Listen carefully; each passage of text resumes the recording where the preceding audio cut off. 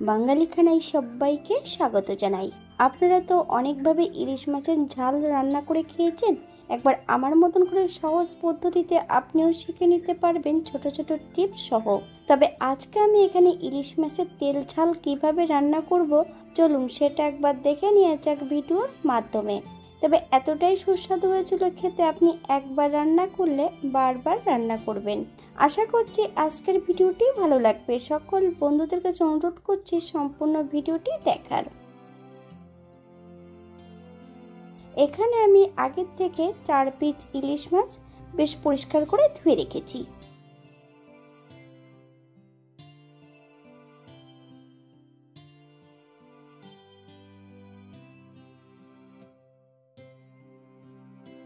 Half চামচ লবণ আর half চামচ হলুদের গুঁড়ো আর বেশ কিছুটা কাঁচা সর্ষের তেল মাছের গায়ে লাগিয়ে রেখে দেব 20 থেকে 25 মিনিটের মতো।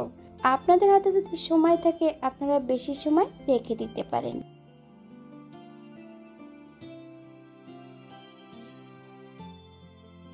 আগের থেকে আমি এখানে বেশ কিছুটা সর্ষে ভিজিয়ে রেখেছি।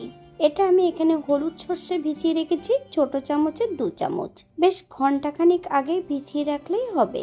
সর্ষের বেশ ভালো করে জল ঝরিয়ে নিতে হবে। 1 চামচ সাদা জিরে, বেশ কয়েকটা কাঁচা লঙ্কা দিয়ে বেশ মিহি করে বেটে নিতে হবে। অপর দিক থেকে আরেকটা বাটির মধ্যে আমি 1.5 চামচ কালো সর্ষে অ্যাড করব। এটাকেও বেশ ভালো করে বেটে নিতে হবে।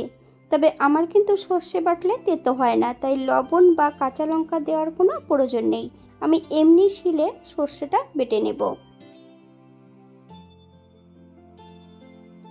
এখানে আমি প্রথমে বেটে নিয়েছিলাম হলুদ সর্ষেটা।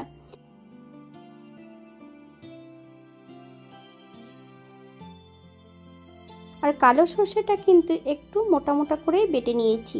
কালো সর্ষের মধ্যে বেশ কিছুটা জল অ্যাড করব। জলটাকে বেশ ছেঁকে আমি রান্নার সময় ব্যবহার করব।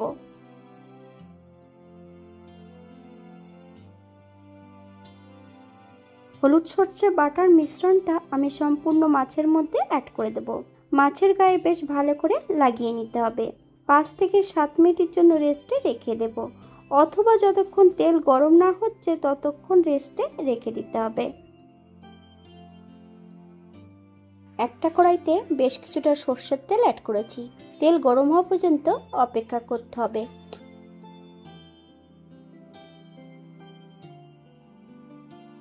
সামান্য একটু কালো জিরে ফোড়নে রেখেছি। একটা লঙ্কাটাকে কিন্তু ফাটিয়ে দিতে হবে, নইলে কিন্তু গায়ে ছিটকে লাগতে পারে।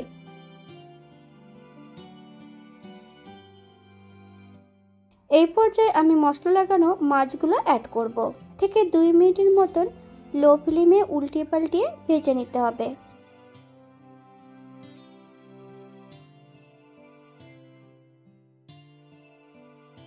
মাছের যে গ্রেভিটা রাখা ছিল সম্পূর্ণ সে গ্রেভিটা অ্যাড করে দেব।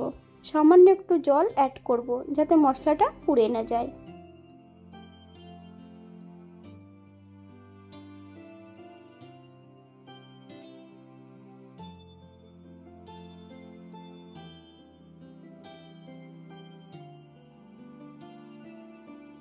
এই পর্যায়ে অ্যাড করব কালো সর্ষেটা ধোয়া জল। যতটা গ্রেভির প্রয়োজন আপনারা ততটা জল অ্যাড করতে পারেন।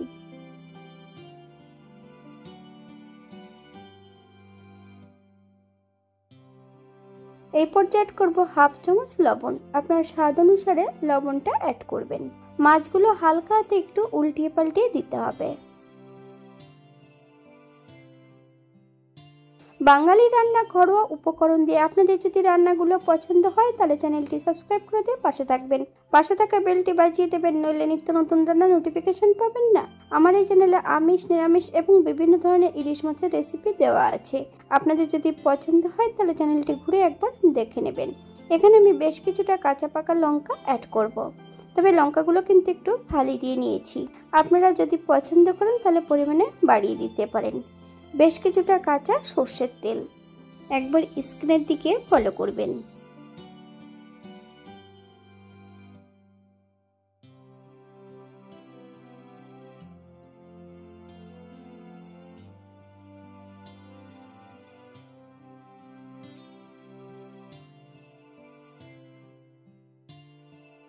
গ্যাসের ফ্লেমটা অফ করে দিয়ে 5 মিনিটের জন্য স্ট্যান্ডিং টাইম দিতে হবে। তারপর সার্ভ করব।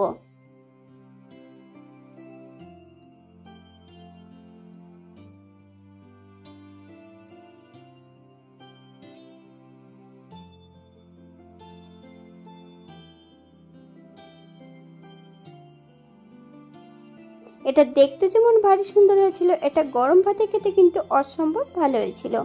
আপনারা বাড়িতে একবার একই পদ্ধতিতে বানিয়ে নেবেন। আমি এখানে যে উপকরণগুলো অ্যাড করেছি আপনারা কম বেশি করে নিতে পারেন।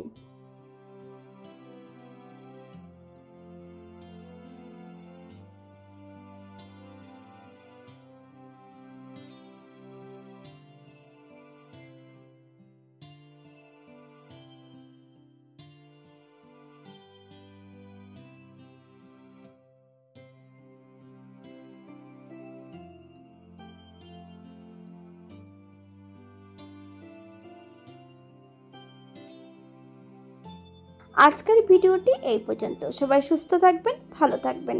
অন্যদিন নতুন রেসিপি নিয়ে আপনাদের সামনে আবার আমি হাজির হব। নতুন ও পুরনো সকল বন্ধুদের অসংখ্য ধন্যবাদ ভিডিওটি দেখার জন্য। হাতে যদি সময় থাকে তাহলে একটা লাইক, কমেন্ট, শেয়ার করবেন।